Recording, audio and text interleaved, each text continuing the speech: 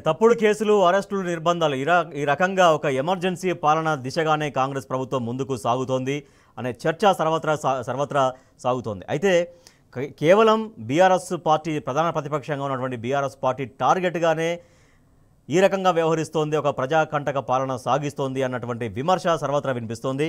Right లివిల్, ఎవరెవరిపైన కేసులు పెట్టాలి, ఏ కేసులలో ఏ సెక్షన్లు పెట్టాలి, ఎఫ్ఐఆర్లు ఎవరిపైన చేయాలి, ఎవరిపైన చేయొద్దు, ఎటువంటి సెక్షన్స్ పెట్టాలి, ఎటువంటి సెక్షన్స్ పెట్టొద్దు, ఇదంతా కూడా మొత్తం గాంధీ భవన్ నుంచే సాగుతోంది అనేది బీఆర్ఎస్ పార్టీ చెబుతున్నటువంటి మాట.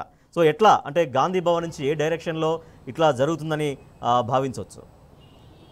వాళ్ళ నిన్న ఉదయం 9 గంటలకు కౌశిక్ రెడ్డిని అరెస్ట్ చేశారు.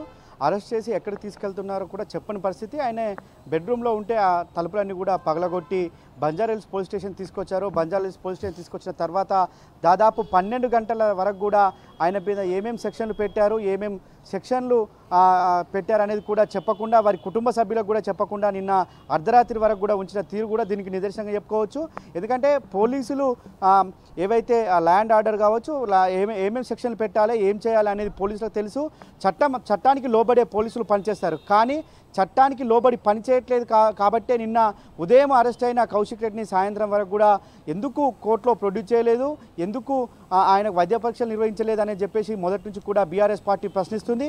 అందులో భాగంగానే ఏదైతే గాంధీ భవన్ నుంచి కావచ్చు, లేదంటే రేవంత్ రెడ్డి ఇంట్లో నుంచి ఏవైతే సెక్షన్లు వస్తాయో ఆ సెక్షన్లనే పోలీసులు ఇంప్లిమెంట్ చేస్తున్నారు. ఆ సెక్షన్లనే పోలీసులు పేపర్ల పైన రాస్తున్నారు. అవిటినే కోర్టుకు వెళ్ళి వారు చెప్పిన తర్వాతనే కోర్టులో ప్రొడ్యూస్ చేస్తున్నారు అనేది ప్రధాన ప్రతిపక్ష పార్టీగా బీఆర్ఎస్ పార్టీ ఆరోపిస్తుంది. దానికి నిదర్శనంగానే అనేక అంశాలను కూడా చూసుకోవచ్చు. మొన్న పట్నం నరేందర్ రెడ్డిని అదేవిధంగా లగచర్లకు సంబంధం లేకుండా తీసుకుపోయి 25 రోజులుగా జైల్లో పెట్టారు.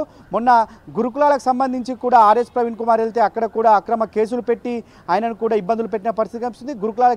గురుకుల స్కూళ్లను సందర్శనకు వెళ్తున్న బీఆర్ఎస్వి స్టూడెంట్ విభాగానికి సంబంధించిన విద్యార్థి నాయకులను కూడా ఇవాళ అనేకమైన కేసులు పెట్టి వారు బంధిస్తున్న పరిస్థితి చూస్తున్నాం.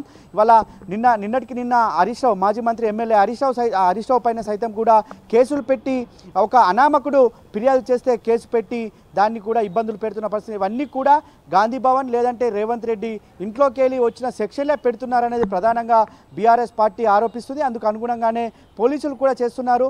పోలీసులు ఇవాళ మీరు ప్రభుత్వాలు ఉంటాయి పోతాయి, పార్టీలకు అతీతంగా కాదు, పోలీసులు మీరు రాజ్యాంగాన్ని ఉల్లంఘిస్తున్నారు, మీరు రూల్స్ బుక్ పాటించట్లేదని చెప్పేసి కూడా బీఆర్ఎస్ పార్టీ నేతలు నేరుగానే వారిని విమర్శిస్తున్న పరిస్థితి కనిపిస్తుంది.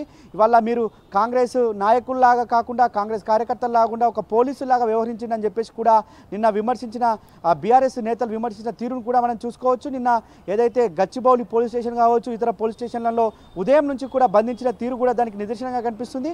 నిన్న ఒక మహిళ గిరిజన తెగకు సంబంధించిన ఒక మాజీ మంత్రి ఎమ్మెల్సీ సత్యవతి రాథోడ్ను సైతం నార్సింగ్ పోలీస్ స్టేషన్ లోపలికి అనుమతించకపోవడం, అక్కడ కనీసం ఒక మహిళా కానిస్టేబుల్ కావచ్చు, ఒక మహిళా ఎస్ఐ కూడా లేకపోకుండా మగ పోలీసులు వారే ఉండి అక్కడ ఆమెను అడ్డుకునే ప్రయత్నం చేయడం కూడా అందులో భాగంగానే చెప్పుకోవచ్చు.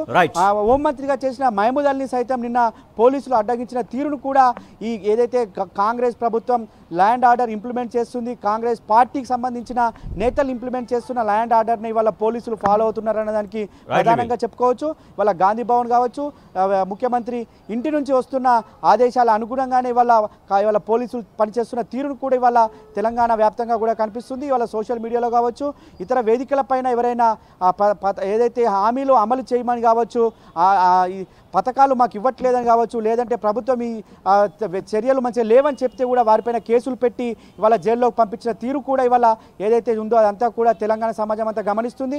ఇదంతా కూడా ఒక కాంగ్రెస్ పార్టీకి సంబంధించిన వ్యక్తులు చెప్తేనే ఇవాళ పోలీసులు